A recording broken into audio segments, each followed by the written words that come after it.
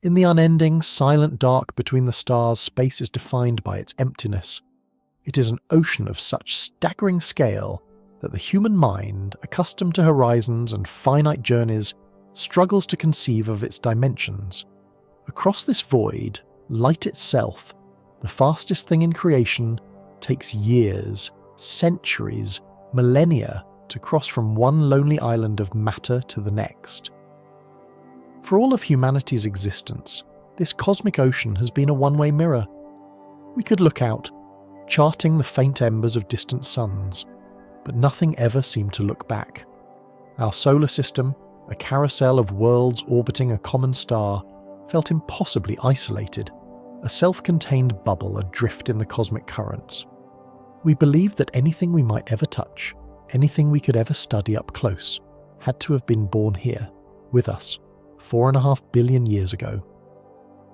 The materials of other stars, the fragments of other solar systems, were thought to be forever beyond our grasp, subjects only for the distant gaze of telescopes.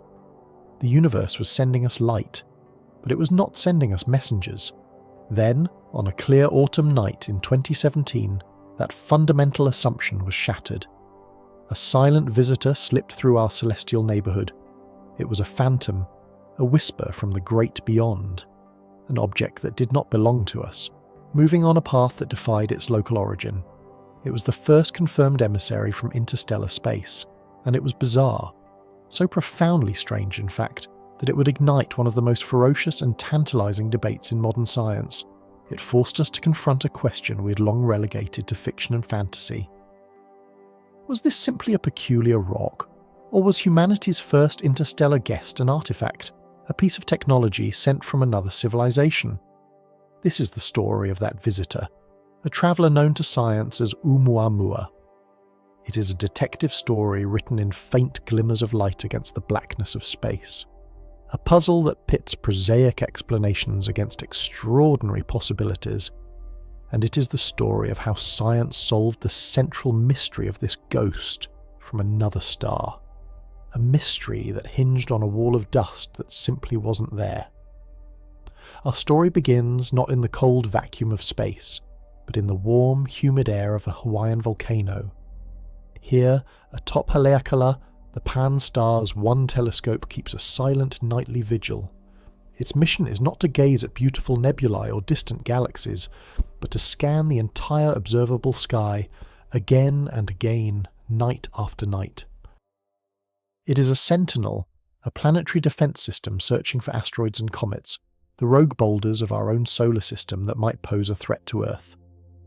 On October 19, 2017, Canadian astronomer Robert Weryk was performing this routine duty.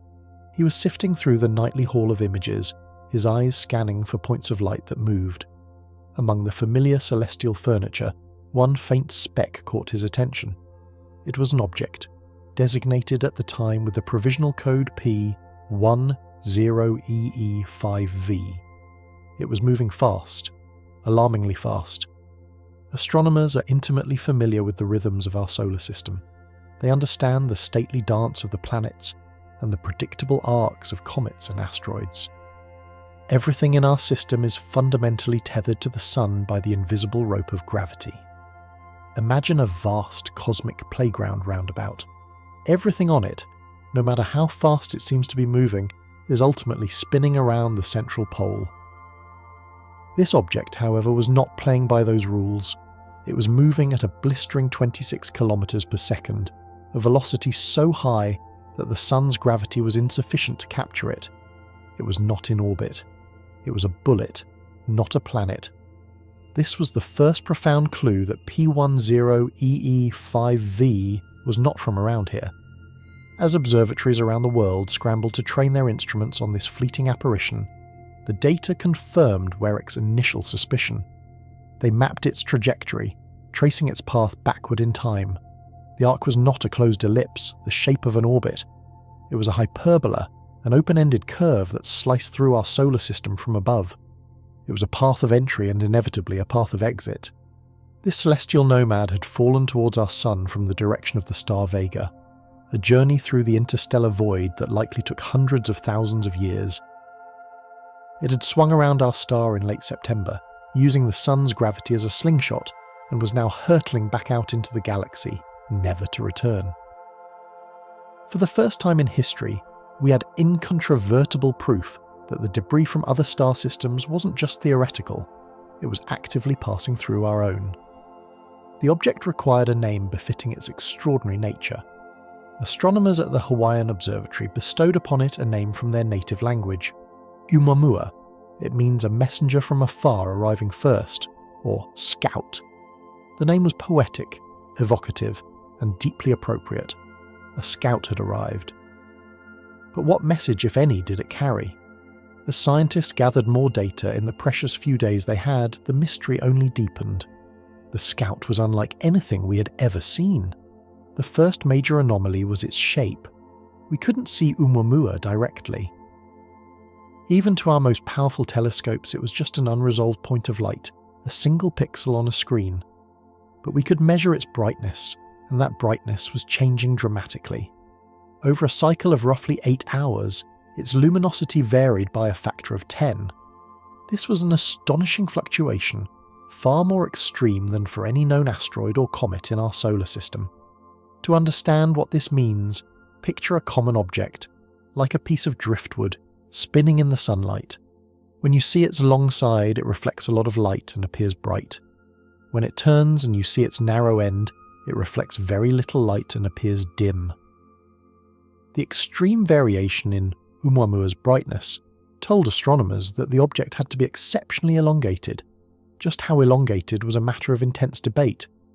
Initial models suggested it was a celestial cigar, perhaps 10 times longer than it was wide, an impossibly slender splinter of rock or ice tumbling through space. Other analyses later suggested it might be more of a disk or pancake shape, a flattened shard, equally strange and unnatural looking. Whatever its precise form, it was clear this was no spherical potato-shaped asteroid. Nature doesn't often produce cosmic needles. This was anomaly number 1. The second anomaly concerned its composition.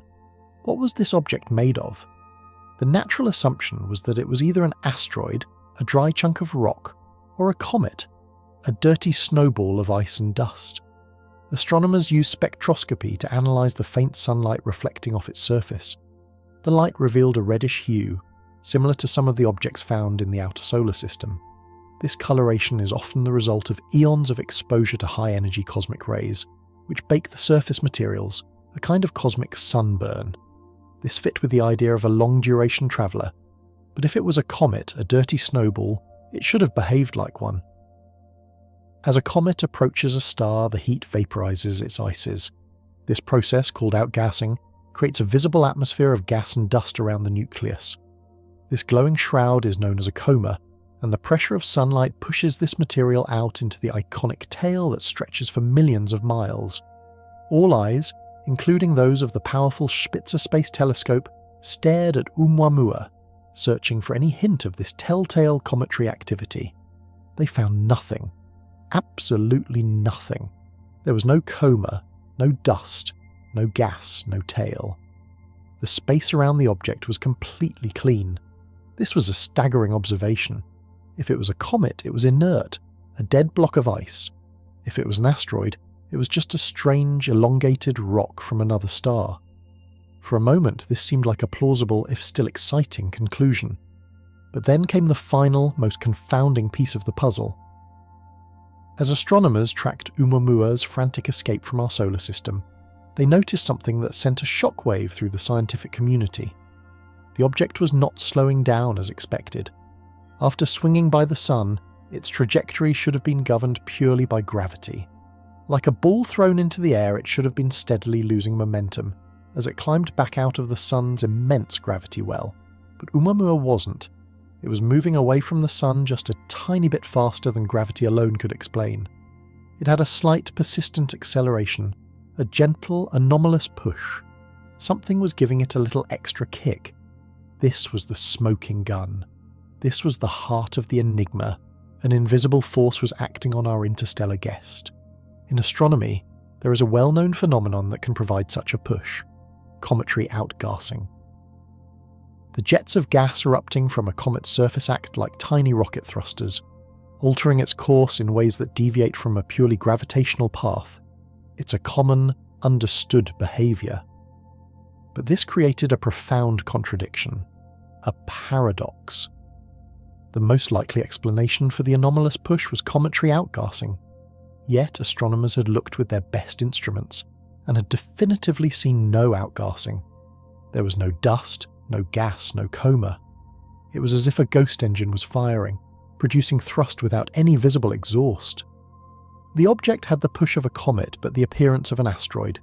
It was a hybrid, a creature that did not fit into our neat celestial categories. It was this paradox, this irreconcilable set of facts, that opened the door to a far more extraordinary, and for many, a far more disturbing possibility. At the Harvard-Smithsonian Center for Astrophysics, Professor A.V. Loeb was watching the data on Oumuamua with growing fascination. Loeb is a theoretical physicist, a former chair of Harvard's astronomy department, known for his creative thinking and his willingness to challenge scientific orthodoxy. To him, the chain of anomalies pointed to a conclusion that many of his colleagues dared not even whisper. He started with a simple process of elimination. The object showed a non-gravitational acceleration. This ruled out the possibility of it being a simple asteroid, a passive chunk of rock. A force was acting on it. That force could be outgassing from a comet. But there was no visible evidence of outgassing. Zero. So, Loeb reasoned, what else could provide that gentle push? There is one other known force that can propel objects through space: solar radiation pressure. Sunlight itself, while seemingly ethereal, is made of photons. These particles carry momentum. When they strike a surface, they impart a tiny push. For a large, heavy object like a planet or an asteroid, this pressure is negligible. But if an object were very large in area, yet incredibly thin and lightweight, the cumulative push from countless photons could be enough to accelerate it. This is the principle behind a technology humans have theorized about for decades: the solar sail. Loeb and his colleague Shmuel Bialy published a paper that electrified the world. They proposed that Oumuamua was not a natural object at all. They argued that its strange, elongated or flattened shape, its lack of any cometary coma, and its mysterious acceleration were all consistent with the properties of an artificial solar sail, a craft, perhaps no thicker than a sheet of paper, designed to ride the light of stars. The hypothesis was stunning. It was audacious. It suggested that humanity's first interstellar visitor was a piece of alien technology. Perhaps it was an active probe sent to survey our star system. Or, perhaps more likely, it was a defunct piece of space junk, a derelict celestial buoy tumbling through the cosmos for millions of years, a silent testament to a civilization long gone. The implications were almost too vast to comprehend. For centuries, we have stared into the great silence of the universe, wondering if we are alone. The Fermi paradox hangs over us. If the universe is teeming with life, why have we never seen any evidence? Loeb's proposal suggested the evidence had finally arrived. It had drifted silently into our backyard, and we had almost missed it. The scout, Oumuamua, was perhaps a scout in the most literal sense. The scientific community's reaction was, predictably, one of extreme skepticism. Carl Sagan famously said, "Extraordinary claims require extraordinary evidence." And while Oumuamua was certainly extraordinary, the evidence for its artificial origin was purely circumstantial. There was no radio signal. There was no image of a metallic hull. There was only a set of anomalies that natural explanations struggled to accommodate. Many scientists felt that invoking aliens was an unnecessary leap, a violation of the principle of Occam's razor, which states that the simplest explanation is usually the best. The debate became heated, spilling out of academic journals and into the public sphere. It was a clash of scientific philosophy. On one side were those who argued that we must exhaust every conceivable natural explanation, no matter how exotic, before resorting to the hypothesis of intelligent design. On the other was Loeb, arguing that to reflexively dismiss the possibility of an artificial origin in the face of such strange evidence was a failure of imagination, a form of terrestrial arrogance. He contended that if we're not open to finding evidence of alien technology, we never will. The key to resolving this debate lay in solving the central paradox. Could nature create an object that accelerated like a comet but showed no visible signs of being one? The scientific world rose to the challenge, determined to find a natural explanation for the ghost engine. The mystery hinged on that missing cloud of debris, the absent dust wall that should have surrounded a normal comet. If that mystery could be solved, the need for an alien explanation would evaporate. A flurry of ingenious and increasingly exotic theories began to emerge. One of the first serious proposals was the idea of a hydrogen iceberg. Two astronomers, Darrell Seligman and Gregory Laughlin, suggested that Oumuamua might be a chunk of solid molecular hydrogen. In the coldest, densest regions of interstellar space, it's theoretically possible for hydrogen, the most abundant element in the universe, to freeze solid. If a chunk of this cosmic ice were to wander into our solar system, the sun's warmth would cause the hydrogen to sublimate, turning directly from a solid to a gas. This was an elegant solution to the paradox. Hydrogen gas is transparent, it's invisible. Outgassing of pure hydrogen would create a powerful propulsive force, but it would produce no visible coma, no dust. It would be a perfect ghost engine. The theory was brilliant, but it had significant problems. Solid hydrogen is incredibly fragile. It sublimates at a very low temperature. It was highly questionable whether a hydrogen iceberg could survive a journey of millions of years through the interstellar medium, bombarded by starlight and cosmic rays without simply evaporating away. The idea was compelling, but physically tenuous. A more robust alternative soon followed: the nitrogen iceberg. This hypothesis, championed by Alan Jackson and Stephen Desch, proposed that Oumuamua was not made of hydrogen, but solid nitrogen. We know that such objects exist. Pluto's surface, for instance, has vast glaciers of frozen nitrogen. The theory posited that perhaps a violent impact had knocked a fragment off a distant exo-Pluto, a Pluto-like world in another solar system, sending it on its journey toward us. Like hydrogen, nitrogen gas is also transparent. A nitrogen iceberg, when warmed by our sun, would outgas, providing the necessary push without creating a visible dusty coma. Furthermore, solid nitrogen is far more durable than solid hydrogen. It could plausibly survive the immense interstellar journey. For a time, the nitrogen iceberg seemed to be the leading natural explanation. It was a clever and physically sound model that explained many of Oumuamua's peculiarities, but it too had its difficulties. It would require an abundance of nitrogen-rich exoplutos in the galaxy, and the mechanism for chipping off a fragment of just the right shape and size was still highly specific. While these theories were clever, they felt slightly contrived, requiring unique, never-before-seen types of cosmic objects to exist. The scientific search continued for an explanation that was perhaps less exotic, one that was rooted in processes and materials we already knew to be common in the universe. The answer, when it finally began to solidify, was both more subtle and more profound.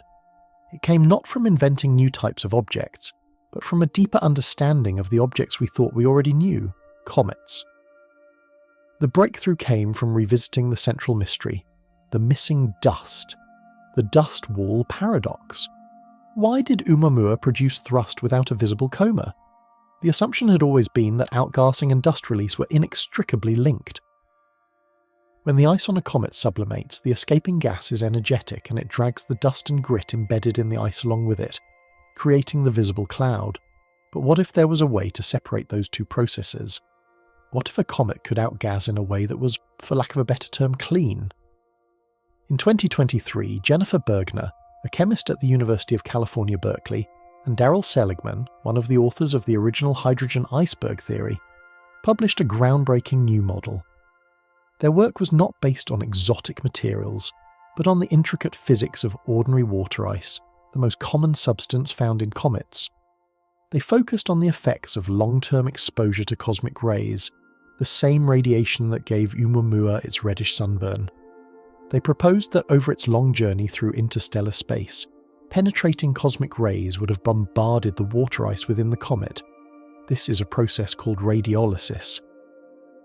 The high-energy particles act like microscopic bullets, slamming into the H2O molecules and splitting them apart. Most of these fractured molecules would recombine, but some of the resulting hydrogen atoms would pair up to form molecular hydrogen, H2.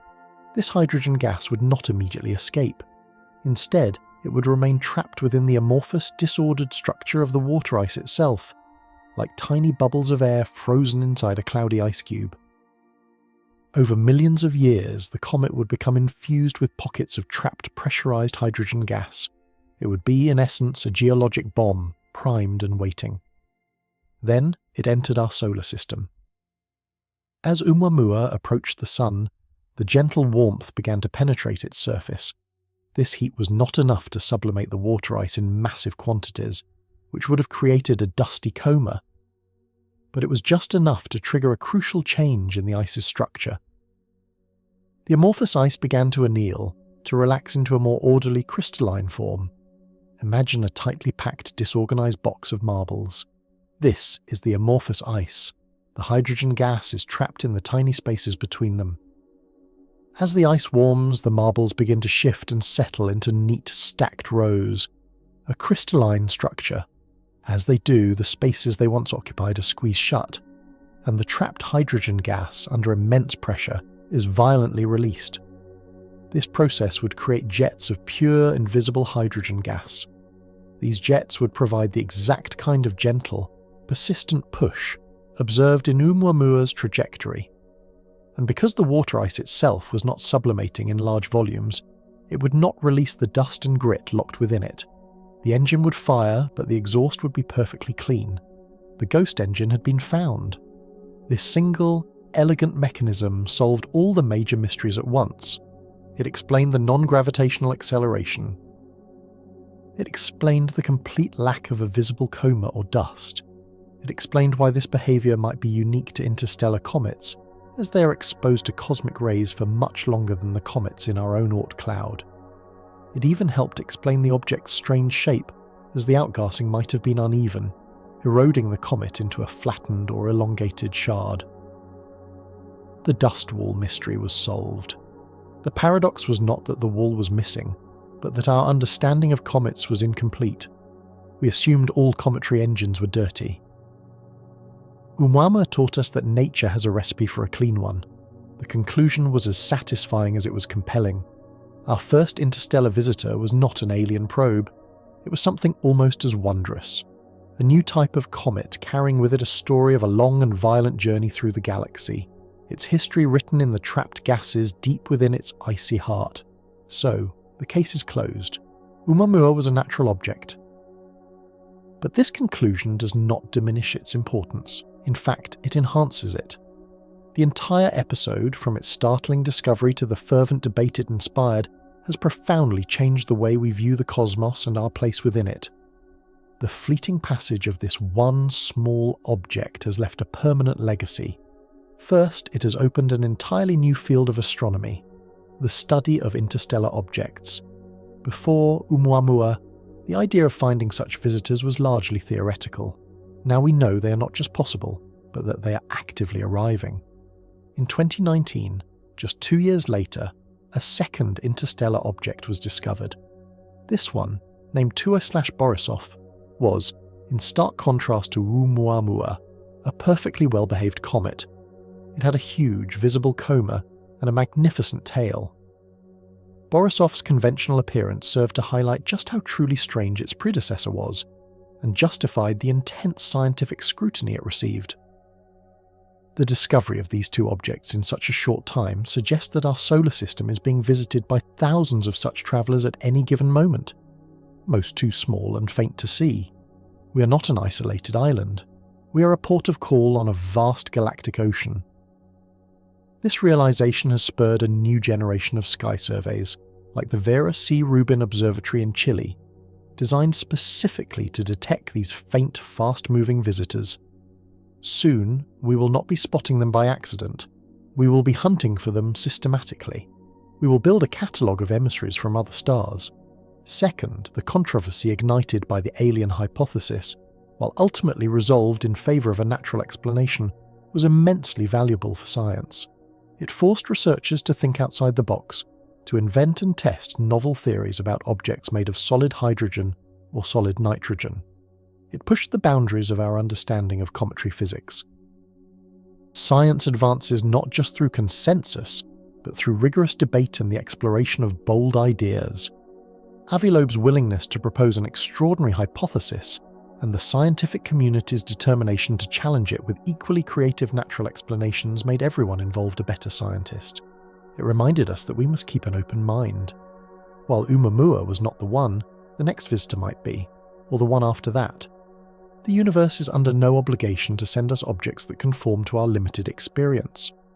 By seriously considering and then scientifically refuting the alien probe hypothesis, we have sharpened our tools and prepared our minds for the day when a truly ambiguous object arrives.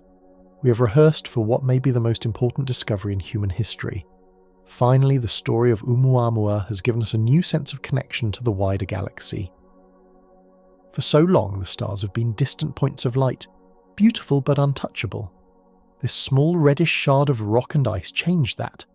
It was a physical piece of another solar system, a place with another sun, perhaps other worlds. It flew past Jupiter, it crossed the orbit of Mars, it passed within our celestial home. For a few brief weeks, a tangible piece of the great outside was within our reach. We will never see it again. It is now receding into the darkness, continuing its silent, endless journey. But it has left a trail of discovery in its wake. It was a messenger, just as its name suggested. It did not carry a deliberate message from an intelligent species, etched onto a golden plaque. Its message was more subtle, written in the language of physics, chemistry, and motion. It told us that the cosmos is a more interconnected place than we ever imagined. It told us that the pieces of other worlds are raining down upon us, carrying the secrets of their birth stars. And it told us that if we keep looking up, with curiosity, with rigour, and with an open mind, the universe will, from time to time, send us the most spectacular and wonderful puzzles to solve. The first scout has passed. We are now ready and waiting for the next.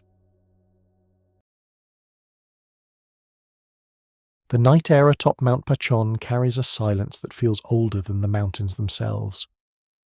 In the late days of November 2028, the wind howls through the jagged peaks of the Chilean Andes, yet inside the sterile, climate-controlled heart of the Vera C. Rubin Observatory, there is only the rhythmic, mechanical hum of progress. Here, a singular, unblinking eye stares deep into the southern sky. It is a sentinel of glass and silicon, designed to map the heavens with a precision that would have seemed like sorcery to the astronomers of the previous century. It captures the light of 1 billion stars, cataloguing the celestial tapestry in a relentless, automated march toward the edges of the known. A lone astronomer sits before a wall of glowing displays.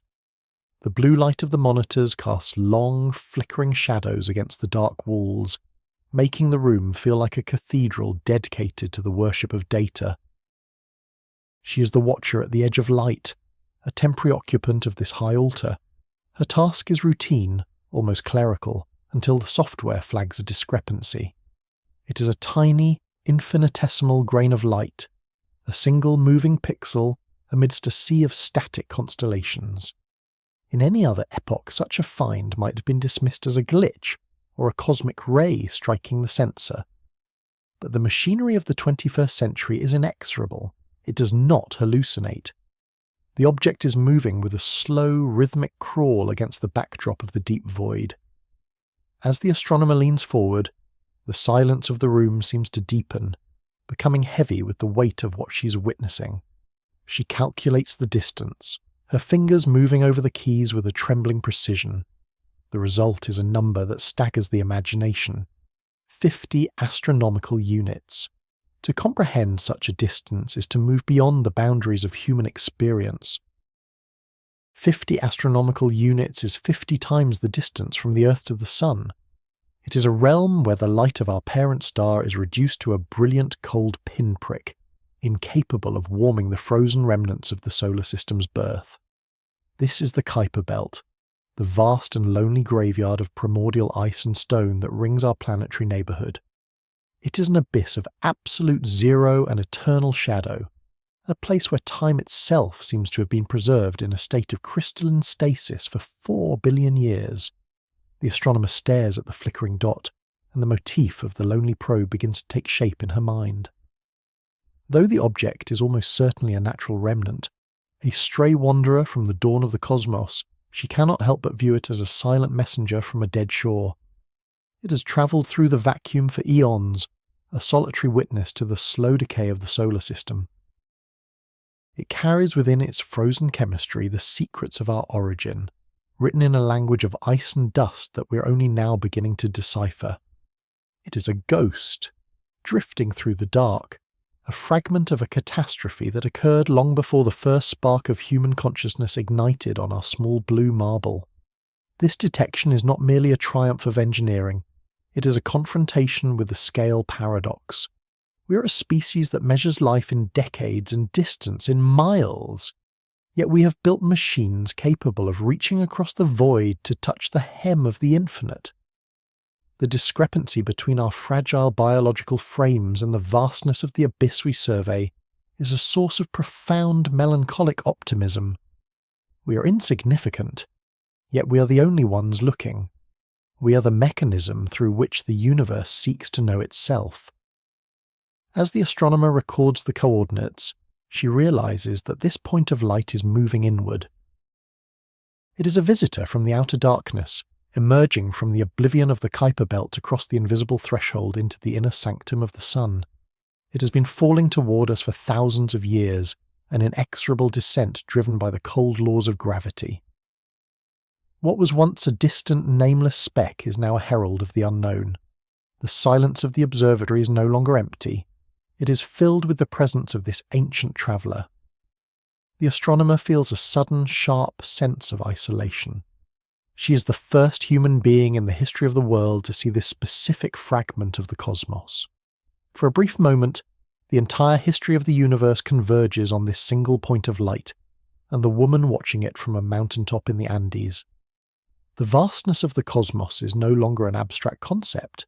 It is a physical weight, a cold pressure against her chest.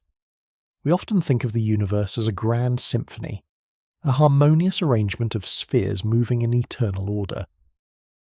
But looking at this stray pixel, one sees a different truth. The cosmos is a ruthless machine, a tapestry of beautiful destruction where planets are ground to dust and stars are devoured by the very gravity that gave them life. This object is a survivor of that process, a remnant of a primordial struggle that left the outer reaches of our system littered with the debris of failed worlds. The watcher at the edge of light knows that the detection of this object will change everything. It is the first step in unravelling a story that spans billions of years. As she prepares to transmit the data to the rest of the world, she pauses, looking once more at the screen. The dot is still there, a tiny defiant spark against the black. It is a reminder that even in the heart of the abyss there is something to be found. Even in the face of eternal silence, there is a witness. The era of the Vera C. Rubin Observatory has begun, and with it, a new chapter in our understanding of the dark. We are no longer limited to the bright, familiar worlds of our immediate neighbours. We are reaching into the void, pulling secrets from the shadows of the 50-unit mark. We are staring into the abyss, and for the first time, we are beginning to see what is looking back. The messenger has arrived from the dead shore, and the long, silent epoch of our ignorance is coming to an end. In the cold, thin air of the mountain, the telescope continues its work, rotating with a low, metallic groan that sounds like a prayer. It is a sentinel that will not sleep, a bridge between the finite and the eternal. And as the sun begins to rise over the Chilean horizon, washing the world in the familiar light of morning, the astronomer knows that the darkness out there is far more crowded, far more ancient, and far more beautiful than we ever dared to imagine. The journey into the entire history of the universe has only just begun, and it starts with a single, lonely point of light at the edge of the world. The data arrives not as a roar, but as a whisper of cold arithmetic, a sequence of coordinates that defy the established order of our local neighbourhood. As the computers at the observatory process the trajectory, the reality of the intruder begins to crystallize. It is moving with a velocity that mocks the gravitational tether of our sun. To understand the sheer scale of this momentum, one must look past the familiar speeds of our world. A commercial aircraft crawls through the sky at less than 1/4 of a kilometre per second. A rifle bullet, a symbol of human kinetic violence, tears through the air at 1 kilometre per second. But this visitor, this lonely splinter of the deep dark, is screaming through the inner solar system at 65 kilometres per second. At such a speed, the distance between the Earth and the Moon would be crossed in less than 2 hours. It is a velocity that speaks of a journey through the true abyss, a momentum gathered not from the gentle nudges of our local planets, but from the cataclysmic forces of distant star systems or the inexorable pull of the galactic centre. This is the first mark of the anomaly. To move at 65 kilometres per second is to be a transient, a nomad that cannot be captured. It is an object that has escaped the gravity of its own home and is now merely passing through our yard on its way back into the eternal oblivion of interstellar space. It does not belong to the sun. It is a guest of the cosmos, a fragment of a history that predates our own world. The trajectory is a hyperbolic arc, a shape that exists only for those who are truly free of the solar system's embrace. Most objects we encounter, the asteroids of the belt, the comets of the far reaches, are prisoners of the sun, bound in elliptical orbits that repeat for billions of years. They are the gears in a familiar clockwork. But this object is different. Its path is a straight line bent only slightly by the sun's massive weight, a curve that leads directly back into the void. It is the first time we have witnessed such a defiance of our local physics, a reminder that our sun is but a single campfire in a forest that stretches forever. Yet it is not merely the speed that haunts the minds of those watching from the mountain. It is the physical silence of the object itself. In the standard tapestry of the heavens, an object originating from the frozen reaches of space should behave in a predictable manner as it nears the warmth of a star. We have spent eons watching comets. Those dirty snowballs of the primordial era ignite as they approach the sun. The solar wind and the heat of the inner sanctum should boil the volatile ices on the surface, creating a magnificent coma, a shroud of gas and dust that stretches for millions of kilometres. This glowing tail is the herald of a comet, a visible sign of its decay in its presence. But as the telescopes fix their gaze upon this visitor, there is nothing. No cloud of gas erupts from its flanks. No veil of dust trails behind it. The object remains a sharp, dark point against the stars, an inert remnant that refuses to react to the sun's energy. It is as if the laws of thermodynamics have been momentarily suspended, or as if the object is made of something far more resilient than the rubble of a collapsing nebula. This lack of a coma is a profound scientific catastrophe for our existing models. It suggests that the visitor is not a comet, nor is it a typical asteroid. It is something dry, something dense, and something hauntingly different. Imagine a ship lost at sea for 1,000 years, drifting into a modern harbour. We expect to see the rot of wood, the growth of barnacles, the visible decay of time. Instead, we find a hull made of a material that does not rust, a surface that remains as smooth and cold as the day it was forged. This is the mystery of the visitor. By all rights, it should be bleeding its essence into the vacuum, leaving a trail of its history for us to read. Instead, it holds its secrets tight, a silent sentinel moving through the light without being touched by it. This silence leads to a chilling realization. If it is not a natural byproduct of a star's birth, then what is it? The mind begins to construct the ladder of abstraction to bridge the gap between what we see and what we fear. We look at the smooth trajectory and the lack of outgassing, and we see the hallmarks of intent. In the history of the universe, nature is often messy and chaotic. It leaves debris and echoes. But this object moves with the terrifying precision of a machine. We begin to frame it not as a rock, but as an artifact, a deliberate construction of an unknown will, a lonely probe sent across the eons to witness the passage of time. This is the lonely probe motif written into the very fabric of the cosmos. We imagine it drifting through the lightless gulfs between stars for millions of years, its systems dormant, its purpose forgotten by those who built it.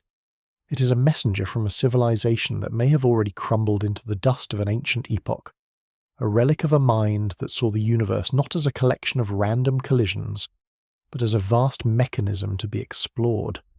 The vacuum is a perfect preservative. In the void, nothing decays unless it is struck. This object could be older than the Earth itself, a silent witness to the rise and fall of countless worlds, finally passing through our tiny corner of existence before vanishing once more into the abyss. The existential weight of this possibility settles over the observatory like a physical pressure. We have spent our entire history looking for a sign, a signal, a hand reaching out from the darkness. And now, as we watch this dark splinter move at 65 kilometers per second, we realize that the sign may have already arrived, and it is indifferent to us. It does not slow down. It does not broadcast a greeting. It simply moves according to a physics we are only beginning to grasp, a remnant of a primordial intent that transcends our understanding of life and death. The universe is no longer just a cold machine of entropy and gravity. It is a place where something can be built to survive the long walk between the stars. The discovery of this anomaly unblocks a new path in our understanding of the cosmos. We are no longer alone in the sense that we are the only architects. The tapestry of the night sky is filled with the ghosts of other wonders, and this visitor is the first to be caught in our light. As it moves toward the perihelion, the point of its closest approach to the sun, we watch with a mixture of dread and awe. We are seeing the first evidence that the void is not empty, but filled with the discarded thoughts of an eternal mind. The long epoch of our isolation is ending. We are learning that the abyss has its own residents, and that the laws of physics, while inexorable, can be navigated by those with enough time and enough silence. The visitor is a reminder that we are part of a much larger, much older story, one where the stars are not just lights, but destinations, and where the history of the universe is written in the movement of lonely probes that never stop, never tire, and never speak. We are the witnesses to this arrival, standing on our mountain peak, watching as the messenger from the dead shore carries its secrets back into the eternal dark. As the traveller moves deeper into our celestial neighbourhood, the first photons of our sun strike its surface, and the data returning to our sensors begins to unravel a mystery that defies the natural order of the cosmos. To understand the profound strangeness of this visitor, we must look at the way it treats the light that finds it. In the lexicon of the stars, we call this reflectivity albedo. It is a simple ratio, a measure of how much light a body reflects versus how much it devours in the cold embrace of its own shadow. On a scale where 0 represents the perfect, absolute darkness of a bottomless pit, and 1 represents the blinding brilliance of a perfect mirror, the objects of our solar system are typically found clinging to the bottom. The comets we know, those frozen remnants of the primordial nebula, are surprisingly dark. They are not the white snowballs of our imagination, but are instead coated in a layer of complex organic sludge and dust, making them darker than a charcoal briquette. They move through the void like ghosts of soot, reflecting only 3 or 4% of the light that hits them. But as the light of our star bathes this new intruder, the return signal is not a dull thud, but a piercing scream. The instruments register a value that should not exist in nature. The albedo of this object is 0.98. This is a level of reflectivity that transcends the messy chemistry of silicate rocks and frozen gases. It is a geometric perfection that suggests a surface polished by intent rather than by the random collisions of a chaotic epoch. We are no longer looking at a mountain of ice or a shard of iron. We are looking at a mirror. Imagine a construction the size of a city block, a vast and shimmering expanse drifting through the lightless gulfs. Yet despite its monumental scale, the physics of its reflection suggest a material that is impossibly delicate. Through the cold precision of spectroscopic data, we begin to perceive a structure that is thinner than a single strand of human hair. This is the albedo paradox. It is a physical impossibility for a natural rock to maintain such a high degree of reflectivity while possessing so little mass. We are forced to transition our thinking from the geological to the technological. We are witnessing a remnant of a mind that has mastered the very fabric of matter. The light reveals the signature of materials that do not belong in the heart of a comet.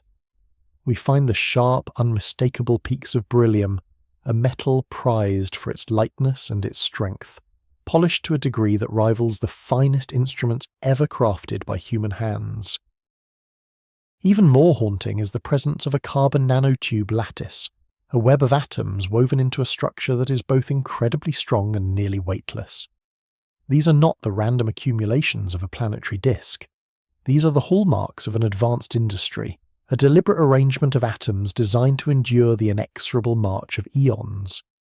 The void is a place of absolute stillness, but it is also a place of supreme violence. For a structure so thin to survive the long walk between the stars, it must have been designed to be invisible to the very forces that would seek to destroy it. This mirror is not merely a reflection. It is a shield. It is a sentinel designed to ride the pressure of starlight itself, a sail caught in the invisible wind of the cosmos. We begin to see the object not as a solid mass, but as a vast, shimmering tapestry, a geometric ghost that moves with a terrifying grace through the abyss. In the history of the universe, there is a fundamental difference between the products of gravity and the products of consciousness. Gravity is a blunt instrument. It pulls and crushes, creating spheres and jagged fragments, messy heaps of rubble that tell a story of collision and decay. But this object tells a story of precision. Its albedo of 0.98 is a declaration of presence.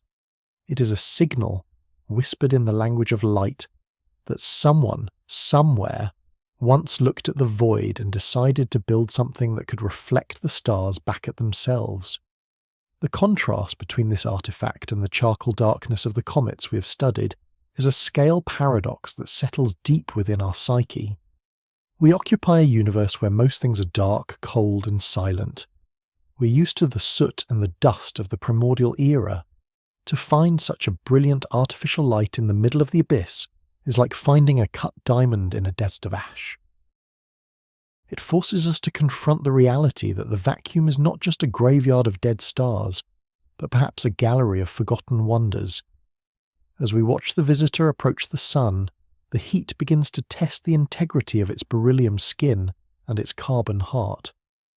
But there is no outgassing. There is no tail of dust and vapour trailing behind it like a wounded animal. A comet would be disintegrating under this pressure, its frozen soul sublimating into the void. But this messenger remains intact. It does not yield to the heat. It simply continues its journey, a silver needle sewing its way through the fabric of our solar system, indifferent to the warmth of a star it has only just met.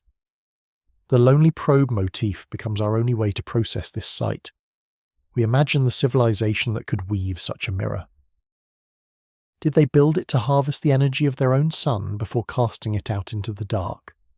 Or was it a message, a silvered page of a book that contains the entire history of their world, sent to drift until it was caught in the light of another world?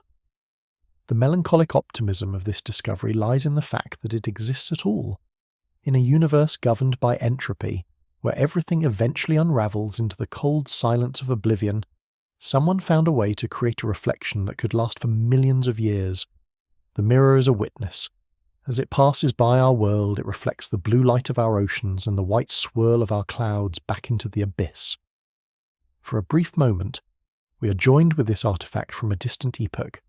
Our world, so full of noise and struggle, is caught for a fraction of a second in the perfect surface of a machine that has known only the silence of the stars. We see ourselves in the mirror of the abyss, and we realize that we are part of the same symphony. We are both watchers in the dark, trying to leave a mark on a cosmos that is largely indifferent to our passing. The visitor does not stop to explain its purpose. It does not slow down to acknowledge our gaze. It simply moves, governed by a physics that treats the vacuum as a highway rather than a barrier. The high albedo, the beryllium lattice, and the carbon web are all parts of a mechanism that transcends our understanding of life and death. It is a triumph of geometry over chaos. As the traveller begins its long curve away from the sun, heading back toward the eternal night, we are left with the measurement of its brilliance, 0.98, a near-perfect reflection, a reminder that even in the deepest void, there is the possibility of light, and that the history of the universe is not just a record of what has been lost, but a testament to what has been built to survive. The messenger carries its secrets away, leaving us on our small, dark rock, forever changed by the sight of a mirror that was never meant for our eyes. As the visitor recedes into the darkening theatre of the outer solar system, it performs one final confounding act. It is moving away from the warmth of the sun, crossing the invisible boundary where the gravity of the star begins to lose its absolute grip, passing the silent, ringed majesty of the sixth planet. According to every law of celestial mechanics we have honed over the centuries, the object should be slowing down. It should be a captive to the inexorable pull of the solar mass, tracing a predictable ballistic arc back into the freezing abyss from whence it came. But the measurements do not align with our expectations. The visitor is accelerating. This is not the violent, shuddering thrust of a chemical engine. There is no bright plume of fire, no chaotic release of energy that we can detect. Instead, the acceleration is smooth, constant, and hauntingly silent. It is a subtle shift in trajectory, a gentle nudge from an unseen hand that defies the cold mathematics of a dead rock. To witness such a movement in the vacuum is to see a ghost haunting the machinery of the cosmos. In our past encounters with interstellar wanderers, we have seen this phenomenon before, but always accompanied by the frantic death throes of a comet. When a ball of ice and dust nears a star, the heat penetrates its frozen crust, turning solid water into geysers of gas. This outgassing acts like a primitive rocket, pushing the comet forward in a ragged, tumbling motion. Yet this visitor has no tail. No shroud of dust follows it. No clouds of cyanide or carbon monoxide trail in its wake like the tattered banners of a retreating army. It remains a clean, sharp silhouette against the backdrop of distant galaxies. The lack of outgassing forces us to consider a more elegant, more terrifying possibility. If the visitor is not being pushed by the expulsion of its own substance, then it must be responding to something else. It is reacting to the light itself. We are witnessing the mechanics of a light sail. This is a concept we have long harboured in our own imaginations, a dream of vessels with mirrors so vast and so thin that the mere pressure of solar photons could propel them across the star-strewn void. Light, though it seems weightless, carries a momentum that is real and measurable. To a grain of dust it is a gale. To a massive object it is usually nothing more than a whisper. But for this visitor, the sun's radiance has become a sail. Imagine a craft designed not to fight the universe, but to harvest its very essence. The civilization that built this sentinel did not rely on the combustion of rare elements or the unstable fury of a nuclear heart. Instead, they wove a tapestry of beryllium and carbon so light that it could catch the breath of a star. As the photons stream outward from the sun, they strike the surface of the visitor and bounce back into the dark. Each collision, though infinitesimally small, imparts a tiny fraction of energy. Over the course of days and weeks, these trillions of tiny impacts accumulate into a steady, relentless force. It is the physics of a maritime age translated into the language of the cosmos. The visitor is not a falling stone, it is a ship sailing on a sea of starlight. This realization transforms the object from a mere curiosity into a lonely probe of immense sophistication. We are no longer looking at a fragment of a destroyed world, but a purposeful mechanism. It is a machine that has mastered the scale paradox, using the smallest particles of energy to move through the largest distances imaginable. The smooth shift in its path as it passes the orbit of the sixth planet is a testament to its design. It does not struggle against the vacuum. It uses the geometry of the solar system as a slingshot, leaning into the light to find its way back to the eternal night. This is a triumph of engineering over entropy. While the stars themselves eventually exhaust their fuel and collapse into the silence of white dwarfs or the oblivion of black holes, this craft continues to move, powered by the very light that marks the passage of time. The probe is a silent witness to the efficiency of the universe. It reminds us that the void is not empty, but filled with the pressure of 1,000 suns, an invisible wind that blows through every corner of the galaxy. To the creators of this craft, the solar system was not a destination, but a waypoint. They understood that the light of a star is a gift of free energy, a resource that can be harnessed to bridge the gaps between the worlds. As we watch it accelerate away from us, we feel a profound sense of melancholic optimism. We are seeing a technology that we are only just beginning to grasp, a way of moving that requires no fuel, only the patience to wait for the light. It is a reminder that we are part of a larger community of thinkers and builders, even if the others have long since vanished into the depths of an ancient epoch.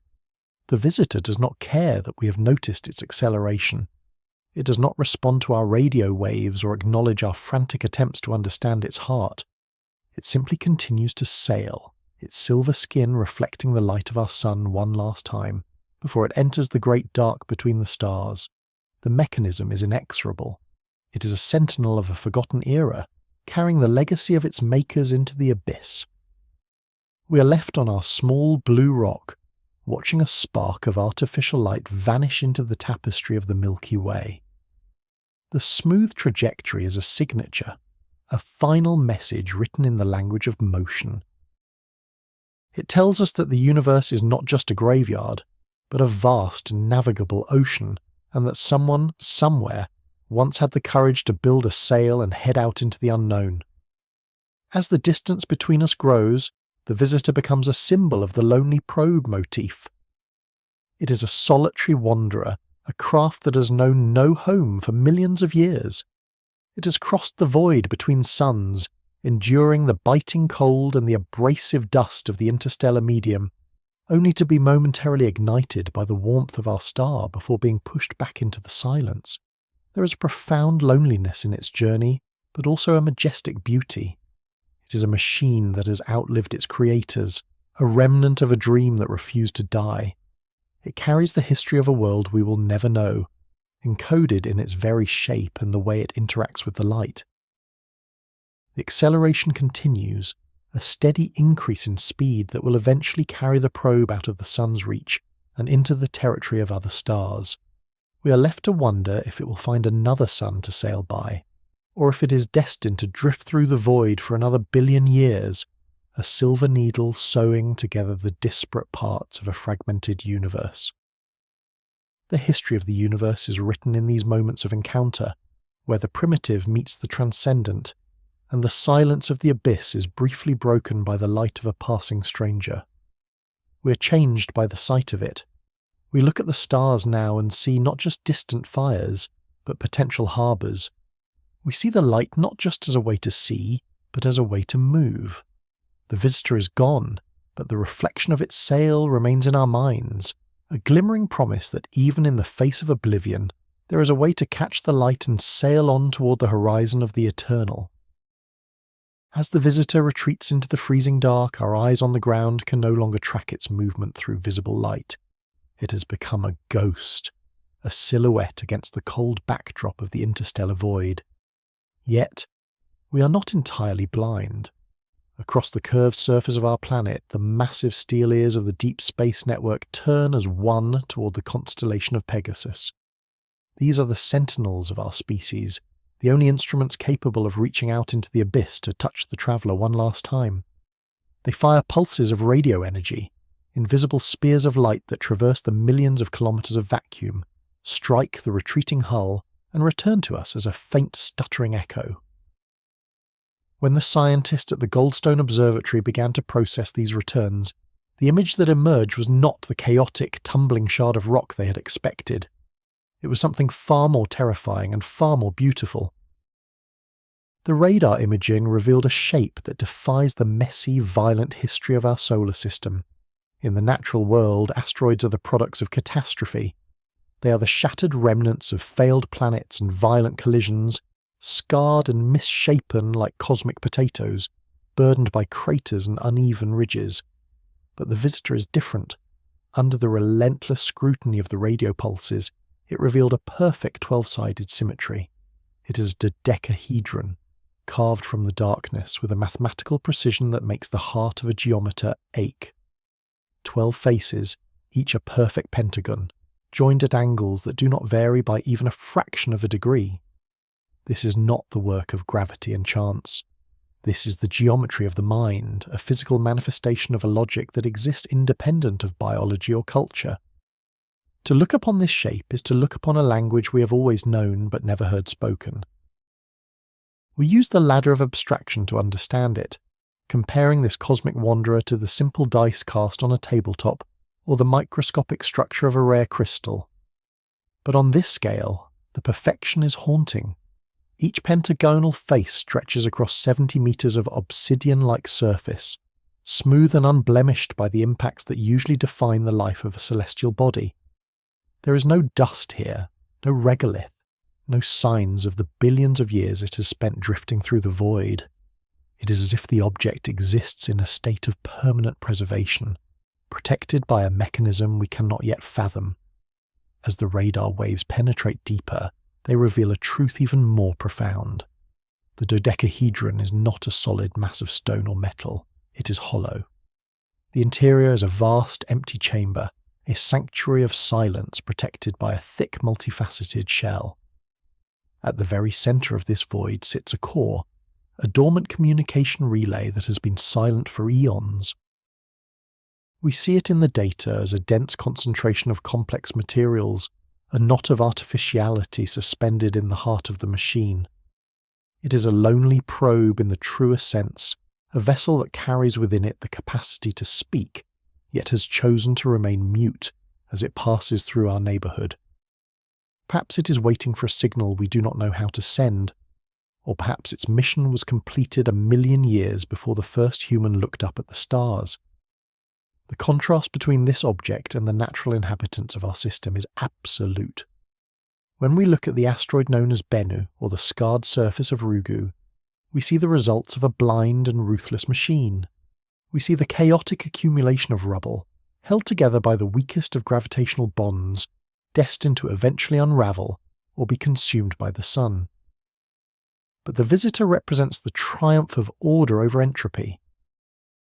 It is a sentinel of purpose, a sign that somewhere in the vast tapestry of the Milky Way, a civilization reached a level of mastery where they could dictate the very shape of their creations, ignoring the inexorable pull of cosmic decay. The dodecahedron is a shape of the quintessence, the fifth element that the ancient philosophers believed composed the heavens themselves. By choosing this form, the makers of the probe were making a statement. They were claiming the void as their own, building a monument to their own existence that could withstand the crushing weight of time. We are left to wonder about the interior of that hollow shell. Is it a library containing the sum of a world's knowledge encoded in the very structure of the relay? Is it a tomb carrying the genetic signatures of a race that has long since vanished into oblivion? Or is it simply a waypoint, a mechanical node in a network that spans the galaxy, waiting for the right moment to ignite and share its data with the next sentinel in the chain? The lonely probe does not answer. It continues its journey, a silver needle sewing together the disparate parts of a fragmented universe. Its movement is a signature, a final message written in the language of motion and geometry. It tells us that we are not alone in our desire to build something that lasts, to create a spark of artificial light that can survive the long night between the stars. As the distance grows to 100 million kilometers, then 200 million, the radar echoes become harder to catch. The signal-to-noise ratio begins to favor the silence of the abyss. We are losing our grip on the visitor. Soon, even the most powerful transmitters on Earth will be unable to reach it. It will return to the state of a forgotten pioneer, a craft that has known no home for millions of years and will know no home for millions more. It has crossed the void between suns, enduring the biting cold and the abrasive dust of the interstellar medium, only to be momentarily ignited by the warmth of our star before being pushed back into the eternal quiet. There is a profound melancholy in this departure. We have seen the face of a higher intelligence, and it is a face of cold, geometric perfection. The history of the universe is not just a story of exploding stars and colliding galaxies. It is a story of the witnesses who try to make sense of the chaos. The visitor has reminded us that the universe is a navigable ocean, and that the laws of mathematics are the same in the Andromeda Galaxy as they are in a classroom on Earth. This dodecahedron is a bridge. It connects our small blue rock to the vast ancient epoch of the Makers. It is a remnant of a dream that refused to die, a piece of technology that has outlived its creators to become a permanent part of the cosmic landscape. We look at the stars now, and we do not just see points of light. We see potential harbours for similar sentinels. We realise that the void is not empty, but filled with the silent evidence of those who came before us. The visitor is almost gone now, a tiny distortion in the fabric of the night. But the data remains. The images of those 12 perfect faces are burned into our collective consciousness.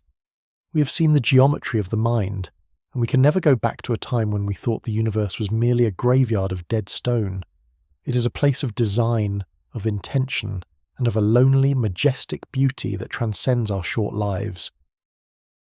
The mechanism of its flight is inexorable, carrying it toward the horizon of the eternal, but the reflection of its sail and the echo of its hollow heart will remain with us, a glimmering promise that even in the face of oblivion there is a way to catch the light and sail on. Deep within that hollow heart, where the reach of our telescopes ends and the realm of speculation begins, there exists a miracle of engineering that defies the biting chill of the interstellar medium. While the outer shell of the visitor reflects the pale light of distant suns, its interior remains a sanctuary of stability. Long-range infrared spectroscopy has revealed a staggering truth that challenges our understanding of deep space survival. At the core of the silver needle, the temperature does not succumb to the absolute zero of the void. Instead, it maintains a constant, unwavering presence of 273 Kelvin. This is not the random heat of a decaying isotope or the residual warmth of a recent stellar flyby. It is a deliberate choice, a specific thermal signature that mirrors the threshold where ice turns to liquid, where the chemistry of life begins its complex dance.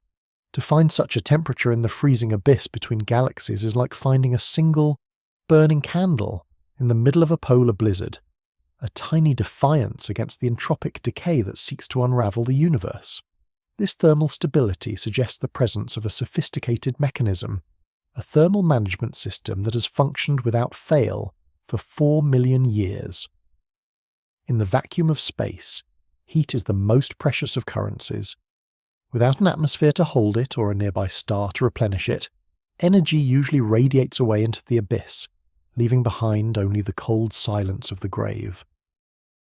Yet this lonely probe possesses a garment of invisible insulation, perhaps a series of vacuum gaps and multi-layered shields that act as a cosmic thermos. It is a masterpiece of passive and active control, a symphony of materials designed to trap every stray photon and every vibration of heat within its central chamber.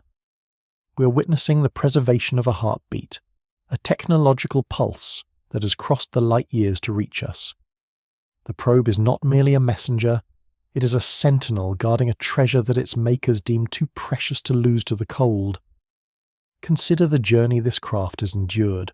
For 4 million years, it has drifted through the primordial dark, passing through regions of space where the density of matter is so low that a single atom is a rare event. It has survived the intense radiation of cosmic rays and the abrasive dust of the interstellar clouds, all while keeping its internal core at that precise, life-giving temperature of 273 Kelvin. This is the scale paradox of the cosmos. On the outside, we see a vast, cold and ruthless machine moving through an indifferent universe. On the inside, we find a delicate, warm environment that feels almost domestic, a remnant of a world that valued the liquid state of existence.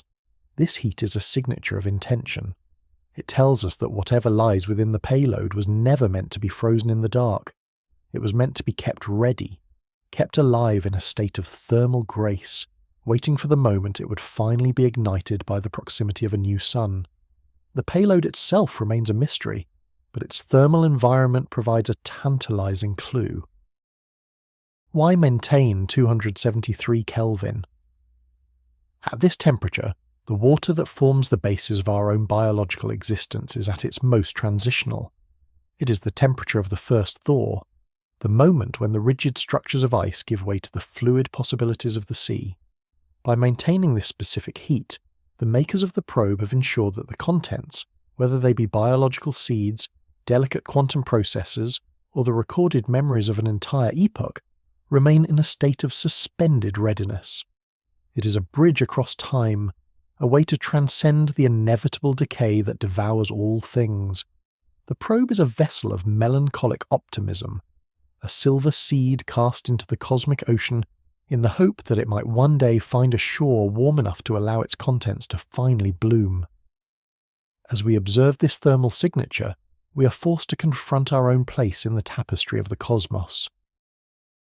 We are creatures of heat and light, existing in a narrow band of temperature that is an anomaly in the vast, freezing void. Our entire history, our wars, our art, and our fleeting lives are all predicated on the maintenance of this thermal balance. To see a machine achieve this same balance for 4 million years is to see a reflection of our own desire for permanence. It is a testament to the fact that intelligence is not just the ability to calculate or to build, but the will to preserve. The lonely probe is a witness to a civilization that looked at the inexorable march of entropy and chose to build a fortress against it. It carried its own sun within it, a tiny spark of artificial warmth that has outlasted the very stars that once shone upon its homeworld. The mechanism of this preservation is a silent triumph. There are no cooling fans, no venting gases, no visible signs of the struggle to maintain this equilibrium. It is a perfect, closed system, a masterpiece of thermodynamics that operates with the quiet dignity of a celestial body. We imagine the interior of the dodecahedron as a cathedral of silence, where the only movement is the slow, steady flow of heat through its crystalline lattice. This is the heart of the Sentinel, a place where the laws of physics are harnessed to protect the legacy of the makers. It is a reminder that even in a universe governed by the ruthless machine of entropy, there is room for the intentional preservation of beauty. The visitor has travelled through the abyss, carrying the warmth of its creators like a sacred flame, a glimmering promise that the void does not have to be the end of the story. When we look back at the history of the universe, we see a long descent from the searing heat of the beginning toward the absolute cold of the end. We see galaxies drifting apart and stars slowly exhausting their fuel, fading into the eternal night. In this context, the thermal signature of the probe is a revolutionary act. It is a refusal to go quietly into the dark. By maintaining 273 Kelvin, the probe creates a microcosmos that is independent of the vast decaying macrocosmos. It is a fragment of a lost world, a piece of a sunlit afternoon from an alien planet, kept warm and safe within a shell of geometric perfection. We are watching a ghost that still has a pulse, a remnant of an ancient epoch that refuses to be forgotten by the silent stars. The journey continues, and as the probe moves back into the dark, its thermal signature remains our last point of contact. We can no longer see the details of its faces or the glint of its sail, but we can still detect that faint steady glow of 273 Kelvin. It is the signature of a life that was, and perhaps a life that could be again. It is a message written in the language of energy, telling us that the universe is not just a graveyard of dead stone, but a place where the spark of intention can survive for eons. The visitor is a sentinel of the heart, a protector of the warmth that makes existence possible. As it vanishes into the oblivion of the outer solar system, we are left with the memory of its heat, a lingering reminder that even in the vast and silent abyss, there is a way to keep the fire burning. As the faint thermal signature of the Sentinel fades into the distance, we are compelled to look backward, to retrace the impossible path this traveller has carved through the dark. To understand the scale of its journey is to confront a span of time that defies human comprehension, a chronological abyss where the rise and fall of our entire species is but a brief and flickering candle in a hurricane. We must imagine the probe not as it is now, a guest within our solar system, but as it has been for millions of years, a solitary spark drifting through the profound and freezing silence of the interstellar void. This is a journey measured in eons, a passage through the tapestry of the Milky Way that began long before the first ancestors of humanity walked upright upon the African savanna. Tracing the path of the probe is like reading the history of a ghost. It has crossed hundreds of light years, navigating the currents of gravity and the vast empty stretches between the stars. It has moved through the wake of dead suns and past the birth of new ones, always silent, always enduring. We can imagine it passing through the outer reaches of ancient star systems, perhaps skimming the edges of debris disks where planets were still being forged from the primordial dust. To the probe, these celestial events were merely data points, obstacles to be calculated and bypassed by its inexorable internal logic. It did not stop to wonder at the beauty of a glowing nebula or the violent catastrophe of a supernova. It remained a singular point of intention, a mechanism designed to survive the very universe it inhabited. For much of its journey, the probe existed in a state of absolute solitude. Between the stars, the density of matter is so low that a cubic centimetre of space contains only a few stray atoms. In this environment, the probe was more alone than any creature has ever been. It was a sentinel in a kingdom of nothingness. For thousands of years at a time, its sensors would have recorded only the uniform background radiation of the cosmos and the distant, unwavering light of far-off suns. There were no sounds, no vibrations, and no change in the environment to mark the passage of the centuries. The only movement was the internal ticking of its atomic clock and the slow, steady flow of heat within its crystalline heart. It was a witness to the void, a tiny island of complexity in an ocean of oblivion. The scale of this loneliness is the scale of the universe itself. We often think of space as a place of stars and planets, but it is primarily a place of emptiness. The probe spent millions of years in this emptiness, moving at speeds that would seem blinding to us, but are mere crawls on a galactic scale. It survived the slow rotation of the galaxy, seeing the positions of the constellations shift and unravel over the epochs. The sky it saw 1,000,000 years ago would be unrecognizable to our eyes today. In that time, entire civilizations could have risen, mastered the atom, built great monuments to their own vanity, and crumbled into the dust of their homeworlds. The probe has outlasted the memory of countless lives, a silent remnant of a past that has been entirely erased by the ruthless machine of entropy. As we look back along its trajectory, we find ourselves speculating on the creators who first gave this sentinel its mission. Who were the architects of such a profound endurance? They were surely a civilization that had moved beyond the petty concerns of the moment, a people who understood that the true measure of intelligence is the ability to communicate across the abyss of time. Yet, given the duration of the journey, it is almost certain that those creators are now gone. The planet that birthed the probe may have been consumed by its own sun, or its atmosphere may have been stripped away by the inexorable decay of its planetary magnetosphere. The makers have likely been dust for 10 million years, their languages forgotten, their cities buried under miles of rock, or lost to the shifting of tectonic plates. The probe is an orphan of the stars, a child carrying a message to a house that no longer exists. This is the tragedy and the majesty of the lonely probe. It is a monument to a lost world, a piece of technology that has transcended its original purpose to become a symbol of existence itself. It carries within it the heat and the light of its home, a tiny piece of the sunlit afternoon of a dead world, preserved against the absolute zero of the void. It is a sentinel of the heart, guarding a legacy that no one remains to claim. When we encounter such an object, we are looking into a mirror. We see our own desire to be remembered, our own hope that something of our essence might survive the inevitable unravelling of our world. The probe tells us that survival is possible, but it also warns us that the cost of such survival is a solitude that no human mind could truly endure. The journey backward leads us eventually to a point of origin that is lost in the mists of deep time. We cannot say for certain which star system birthed this traveller, for the stars themselves have moved too much in the millions of years since its launch. It emerged from the primordial dark, a product of a mind that looked at the vastness of the cosmos and refused to be intimidated by it. It was launched with a purpose, a mission to seek out the signatures of life and warmth in a cold universe. For eons, it found nothing. It drifted through the abyss, a silent sentinel waiting for a signal that never came.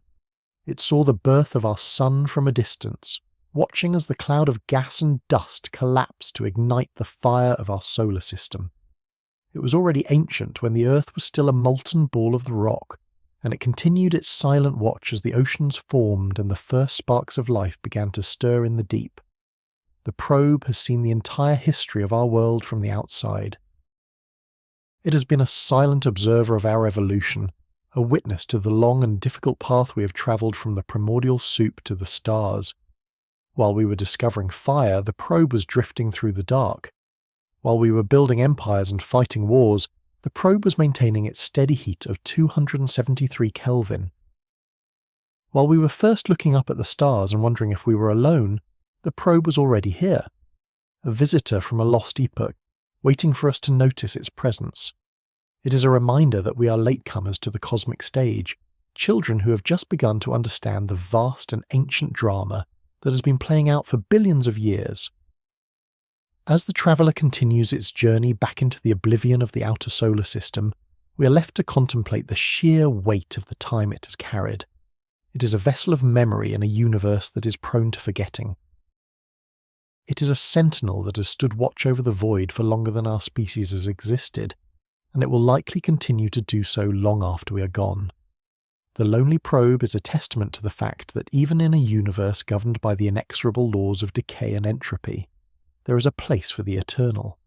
It is a fragment of a symphony that has been playing since the beginning of time, a single note of intention in a vast and silent abyss. Its journey is our journey, a search for meaning in the face of the infinite, a refusal to be extinguished by the dark.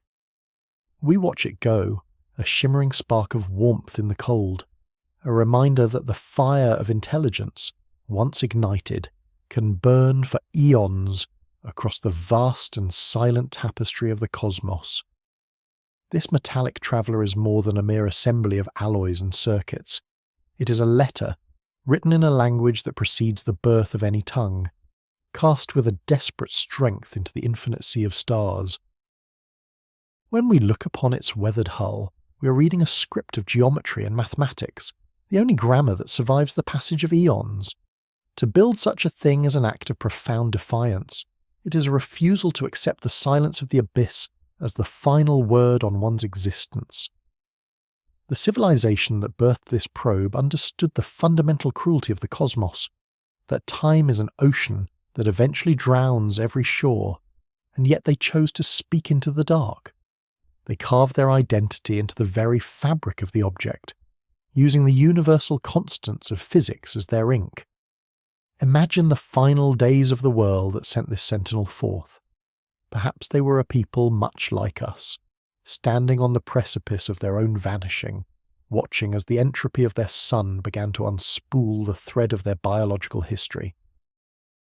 They knew that their monuments would crumble into dust, that their songs would be swallowed by the vacuum, and that the very memory of their name would be erased by the inexorable expansion of the universe.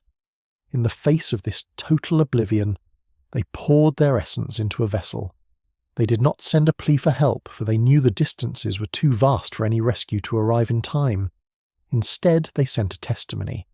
They sent a message that said, in the cold, clear logic of the stars, we were here, we lived. We felt the warmth of a sun, and we pondered the same mysteries that now haunt your own quiet nights. This is the language of the letter. It is not written in symbols that require a Rosetta Stone to decipher, but in the proportions of the circle, the sequence of prime numbers, and the precise vibrations of the hydrogen atom. It is the shared vocabulary of all sentient things, the foundational resonance of the cosmic symphony. By using these truths, The creators ensured that their message would remain legible as long as the laws of physics themselves endure. They understood that while empires fall and languages decay, the ratio of a circle's circumference to its diameter remains an eternal constant, a bridge across the void that no amount of time can erode. The probe is a bottle cast into the cosmic sea, carrying a note that has survived a voyage of millions of years. But unlike the bottles of our own terrestrial oceans, this one does not seek a specific shore. It is a message meant for whoever might happen to find it, or perhaps it is a message meant for the universe itself. It is a protest against the second law of thermodynamics, a stubborn pocket of order maintained in a universe that is drifting toward absolute chaos. Every atom of its construction is a word in a grand epic of survival. The way its antennas are aligned, the specific isotopes used in its power source, the very curvature of its shielding, all of these are deliberate choices made by minds that are now nothing more than stardust. As we study this artifact, we realize that we are not just observing a machine, we are witnessing an act of love. To send a part of oneself into the eternal dark, knowing that it will never return, is a gesture of ultimate hope. It is a gift given to a future that the givers would never see, a hand reached out across the abyss of time to touch the shoulder of a stranger. The creators of the probe knew that by the time their letter was read, their own world might be a cold and lifeless husk, or perhaps it would have been swallowed entirely by the red giant phase of its parent star. They accepted their own transience and in doing so, achieved a form of immortality. They became the ghosts that haunt the machinery, the silent architects of a legacy that refuses to die. There is a profound melancholy in this realization. We are looking at the remnant of a tragedy, a survivor of a catastrophe that we can only imagine. The probe carries the weight of an entire world's worth of dreams, all of them condensed into a few hundred kilograms of metal and silicon. It is a lonely sentinel, wandering through a graveyard of stars, holding on to its secret purpose with a tenacity that shames our own fleeting concerns. It has seen the lights of 10,000 galaxies flicker and fade. It has crossed the great voids where the density of matter is so low that a single atom is a rare and precious event. Through it all, it has remained intact, a small, shimmering spark of intention in a vast and indifferent machine. The language of the letter tells us that the urge to be remembered is perhaps the most fundamental drive of the conscious mind. It is what separates the thinking being from the unthinking rock. The rock is content to be weathered by the wind and the rain, to be ground down into sand without a murmur of complaint. But the mind recoils from the prospect of its own erasure. It seeks to leave a mark, to etch its signature into the walls of the cave, or the surface of the moon, or the heart of a cosmic probe. This artifact is the ultimate expression of that drive. It is a monument that does not stand on a pedestal in a city square, but one that moves through the heavens, a nomadic temple dedicated to the memory of a lost people. We must ask ourselves what our own letter would say, were we to cast it into the sea today. Would we speak of our wars and our triumphs, or would we speak of the simple beauty of a blue planet suspended in the dark? Would we include the sound of a child's laughter, the complex patterns of our music, the equations that describe the warping of space and time?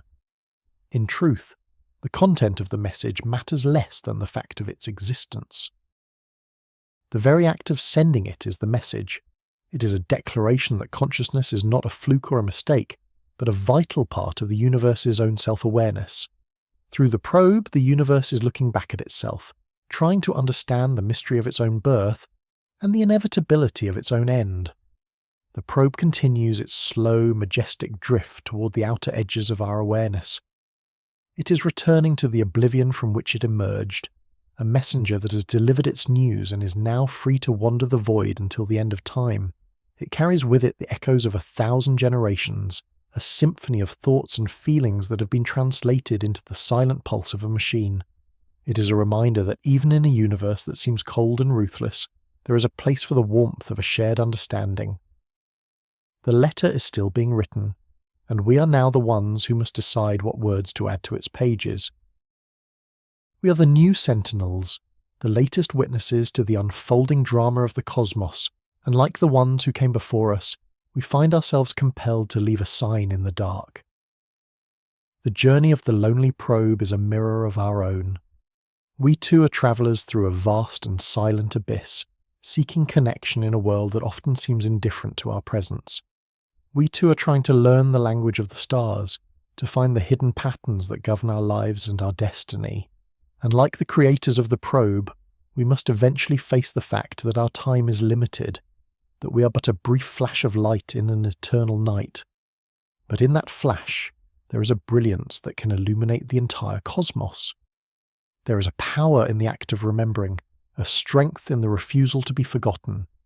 As long as the probe continues its journey, a part of that ancient world remains alive. As long as we continue to look up at the stars and wonder, a part of us transcends the boundaries of our own fleeting existence. The letter is never truly finished. It is an ongoing conversation between the past and the future, a bridge of light that spans the infinite void. In this moment of discovery, the roles are reversed. We are no longer the ones shouting into the abyss, hoping for a response that never comes. We have become the listeners. We are the recipients of an ancient and inexorable legacy, a weight of knowledge that shifts our position in the cosmos forever.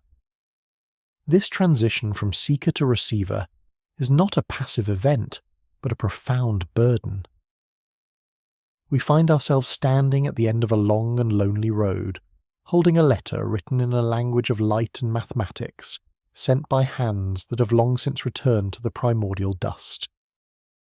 The Three-Eye Atlas, this nomadic sentinel that has crossed the silent reaches of the void, is no longer a mere object of scientific curiosity.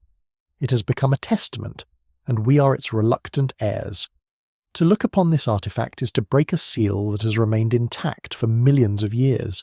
It is a moment of profound existential tension. Before its arrival, the universe was a clockwork mechanism, a beautiful but indifferent machine of gravity and fusion. But the presence of the probe changes the nature of the machine. It introduces a will, an intent, and a memory into the cold equations of space. As we begin to decode the data etched into its core, we are doing more than just gathering information. We are fulfilling a purpose. We are the completion of a circuit that began in a distant epoch, on a world that may no longer exist. The intent of the creators was never merely to send. It was to be found. Without a recipient, the message is nothing but noise in the dark. Without a witness, the tragedy of a lost civilization remains unwritten.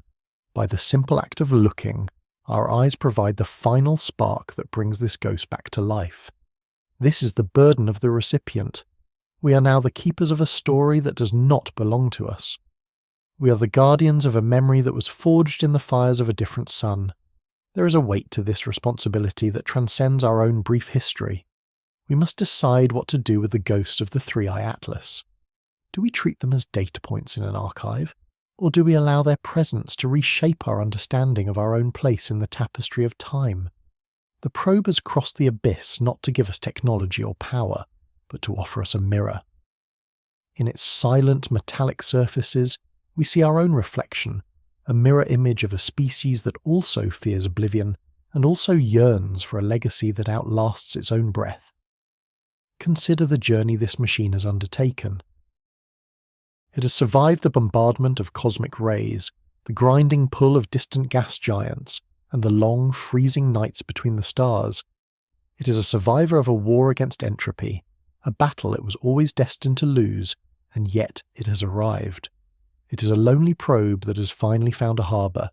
When we intercept its signal, we are witnessing the triumph of a specific kind of will. It is the will to connect across the impossible distances of the cosmos. The creators of the Three-Eye Atlas knew they would never hear a reply. They knew that the time required for their message to reach another shore would be measured in eons, not years. They accepted the absolute certainty of their own disappearance, and yet they sent it anyway. They cast their bread upon the waters of the infinite, trusting that someone, somewhere, would eventually possess the curiosity and the compassion to pull it from the waves. We are that someone. We are the ones who must now carry the fire. The relationship between the sender and the receiver is a sacred one, a bridge of light that spans the dark between two isolated points of consciousness. As we peer into the depths of the probe's memory, we are engaging in a form of cosmic archaeology. We are excavating the thoughts of a people who saw the same stars we see, but through a different atmosphere and with different hearts. We see their attempts to categorize the universe, their struggles to define the limits of their own knowledge, and their ultimate surrender to the inexorable flow of time. It is a humbling experience. It reminds us that our own epoch is but a single page in a book of infinite length, a book that the universe is writing and reading simultaneously. The presence of the Three-Eye Atlas turns us from passive witnesses of a dead clockwork into the recipients of a living legacy. We can no longer pretend that the universe is empty or that our presence in it is a meaningless fluke. If someone else was here, and if they cared enough to leave a sign, then the act of observation itself becomes a moral duty. We owe it to the creators to understand what they have sent. We owe it to the void to ensure that this message was not sent in vain. This is a melancholic optimism that defines our new reality. We're lonely, yes, but we're no longer alone in our loneliness. We share it with the ghosts of the probe, with the architects who dreamed of this moment, and the engineers who built the vessel that made it possible. As we move forward into this new era of awareness, we must recognize that the letter is still being written. We're now the ones who must decide what words to add to the next chapter. The cycle of sending and receiving is the fundamental pulse of a conscious universe. It is how the cosmos remembers itself. Every time we point a telescope into the dark, every time we launch a craft toward the edge of the solar system, we are participating in this grand exchange. We are the bridge between the past that sent the message and the future that will one day receive our own. The Three-Eye Atlas is a reminder that even in a universe that seems cold and ruthless, there is a place for the warmth of a shared understanding. The probe continues its drift, but its purpose has been fulfilled. It has delivered its news. The burden has been passed from its cold, metallic frame into the warm, living minds of a new generation of sentinels. We stand on the shore of the cosmic ocean, holding a bottle that has travelled across the stars, and as we pull the cork and begin to read, we realise that the message was always intended for us. It was a call for recognition, a plea to be known, and a testament to the enduring power of the spirit to seek out the light even when the night is eternal. We are the recipients, and in our hands the memory of a lost world becomes a part of our own, a thread of gold woven into the dark abyss of the human story. We have broken the seal, and the universe will never be silent again. The probe, now lightened by the weight of its delivered purpose, continues its journey into the great solitude of the outer reaches. We watch it depart, a tiny spark of metal receding into an ocean of obsidian, knowing that our encounter with it was a brief intersection of two vastly different trajectories. For a fleeting epoch our stories merged. We held the glass to our eyes and saw the reflection of a mind that had been silenced for millions of years. But the clockwork of the cosmos is indifferent to our revelations. It does not pause for our awe.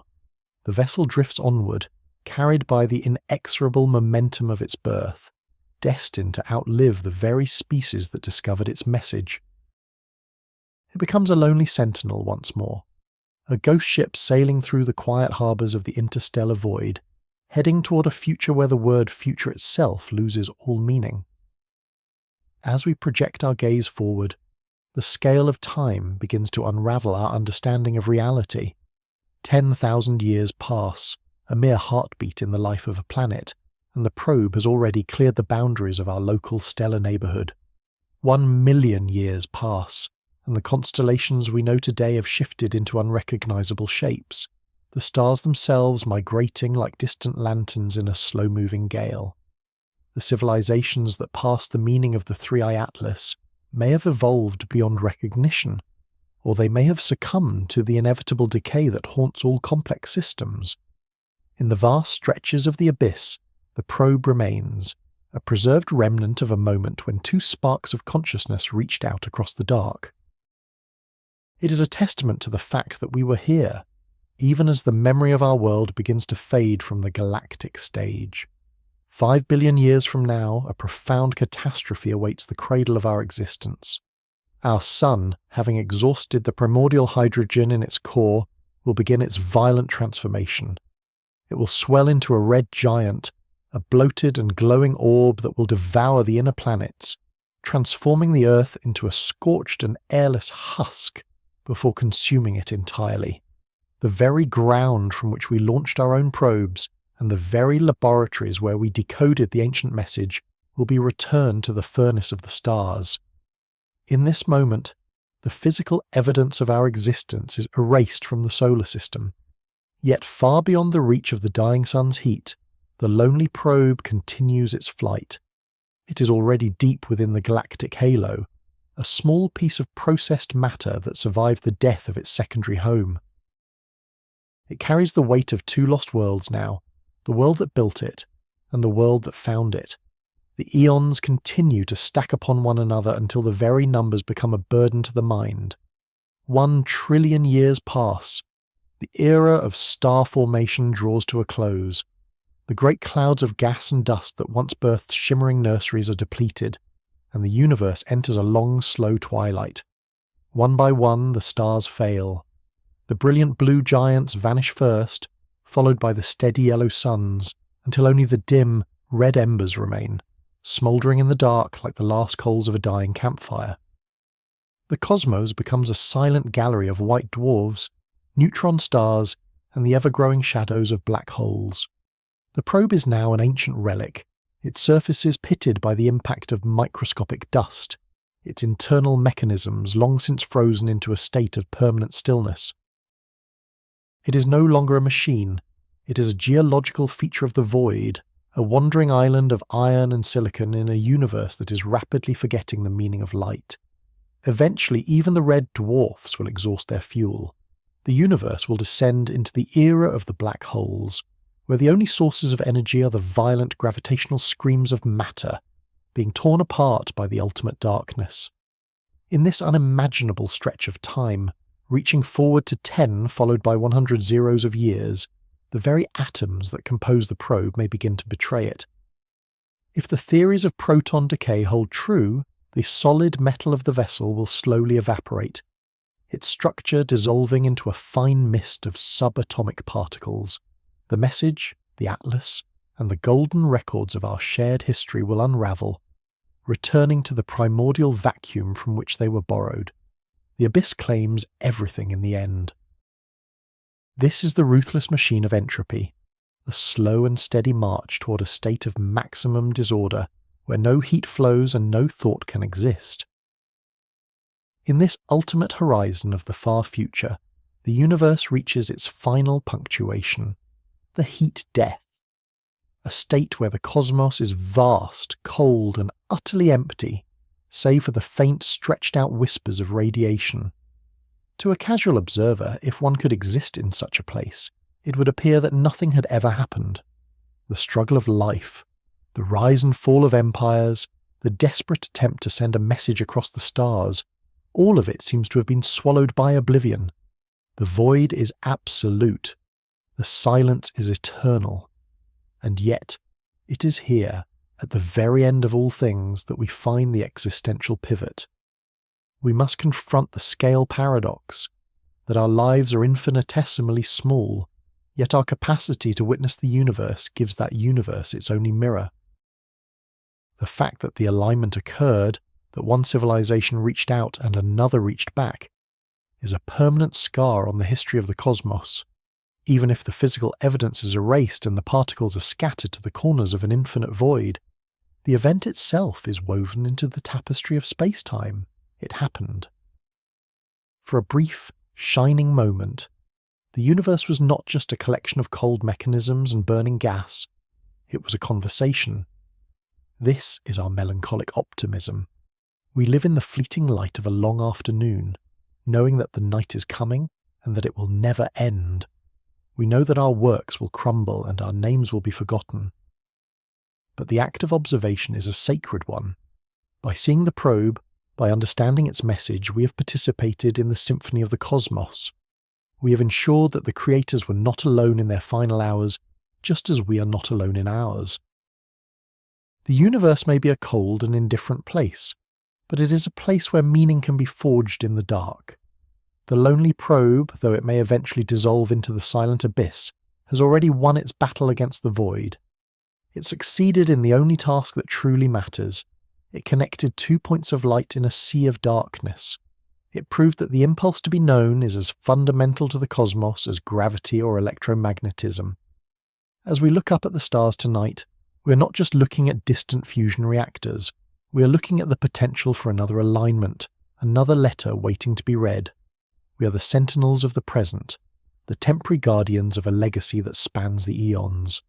And even when the last star flickers out and the universe settles into its final frozen sleep, the truth remains that we were here. We looked into the dark, and we found something beautiful looking back at us. The memory of that connection is the final, unerasable word in the story of everything.